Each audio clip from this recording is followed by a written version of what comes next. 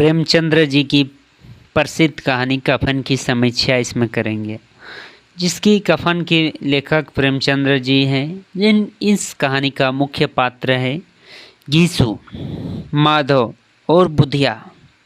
इनका मुख्य पात्र है घीसू, जो कि माधव के पिता है, माधव जो घीसू के पुत्र, और इस कहानी का मुख्य नायक कह सकते हैं, मुख्य नायक है, मुख्य पात्र बुधिया, जो इस कहानी की मुख्य नायिका है, जिनकी मृत्यु के कारण कफन खरीदने की जो घटना होती है, उसी घटना को इस कफन कहानी के जरिए बताया गया है।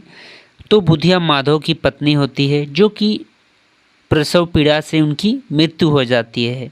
और घीसू घीसू और माधव जो कि कफन के लिए जमींदार साहब से आर्थिक मदद मांगने जाते हैं, और साथ ही साथ गांव वालों को से भी मदद मांगते हैं इस कहानी में। तो प्रेमचंद्र की यह प्रसिद्ध कहानी है कफन, जो कि हिंदी कहानी पंच परमेश्वर 1916 ईस्वी में प्रकाशित है।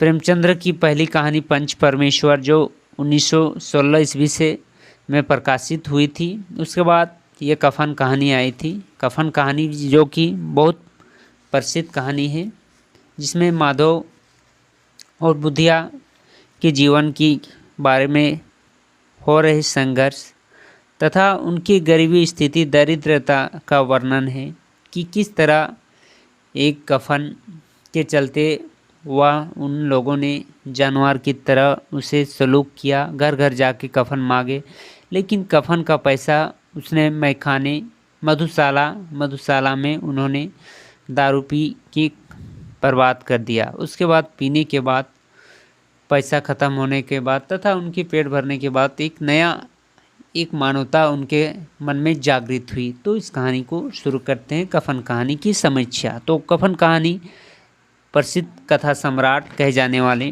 प्रेमचंद्र द्वारा रचित एक मार्मिक यथावादी कहानी है, जिसमें कि अपना समाज से संबंधित घटनाओं के बारे में लिखते हैं। इस कहानी में पूंजीवादी व्यवस्था से ग्रस्त गरीबी शोषित व्यक्ति के जीवन को चित्रित किया गया है, जिसकी समीक्षा इस प्रकार से हम लोग कर सकते हैं। तो समीक्षा के प्रकार में पहला प्रकार है हमारा कथा वस्तु। कथा वस्तु इसमें क्या क्या है? तो कथा वस्तु है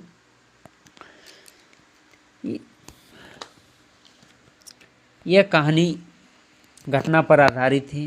कहानी का पात्र घीसू और माधव की संवाद में प्रारंभ होता है, जहां आर्थिक महाजनी व्यवस्था के बारे में टिप्पणी की गई है। संपूर्ण कहानी 3 खंडों में है। पहला खंड में बुधिया का प्रसव वेदना और घीसू और माधव की अक्रम्यता वर्णित है, तथा दूसरी में बुधिया की मृत्यु तथा गांव के जमींदार से कफन के लिए आर्थिक याचना करना है, तथा तीसरा खंड में घीसू तथा माधव की मानसिक दशा, भूख और अतृप्ति की अंतर्द्वंद के बीच कफन खरीदने की घटना को चित्रित किया गया है।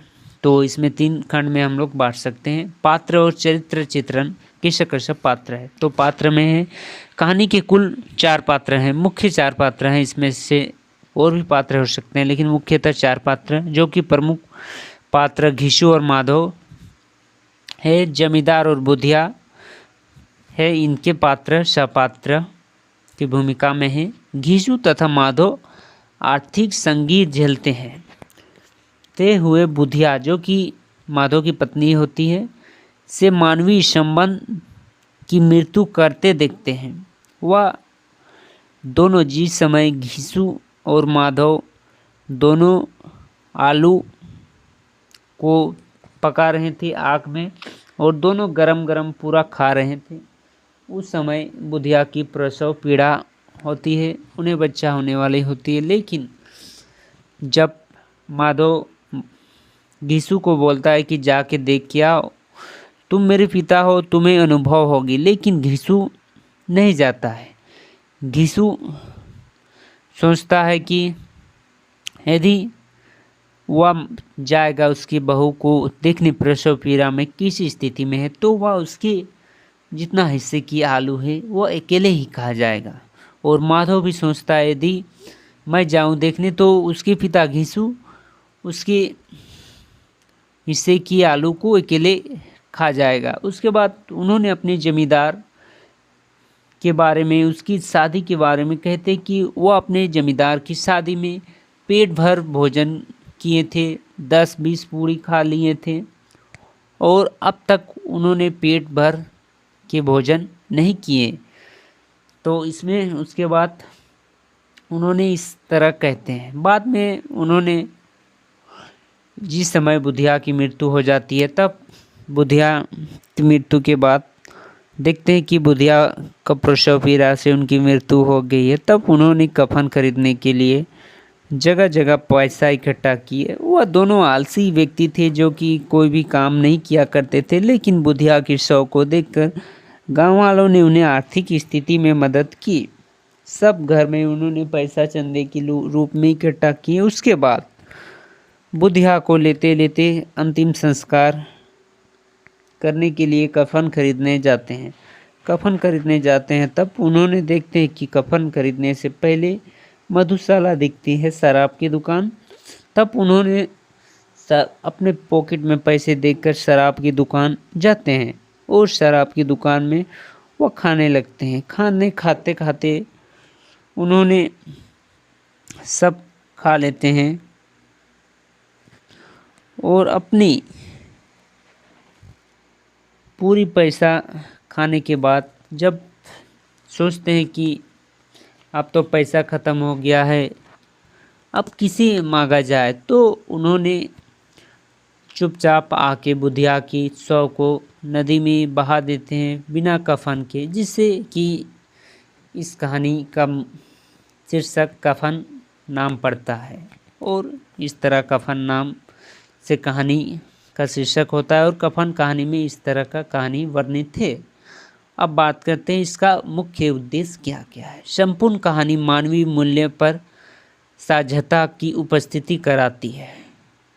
मानवीय मूल्यों की झांसता की उपस्थिति कराती है, जिसे लक्ष्मी नारायण लाल के शब्दों में हम लोग कहना पड़ेगा। यह कहानी महाजनी सभ्यता की दारुण परिणति और मानवीय मूल्यों का छत की करुणिक चित्रण करने वाली कहानी है। इसमें एक करुणा और एक गरीबी की लाचारी की भी बात कही गई है।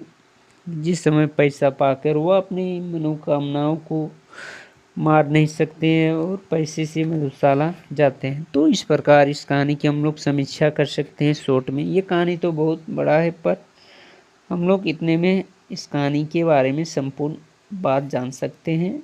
तो आप भी इस कहानी के बारे में संपूर्ण बात जान लें।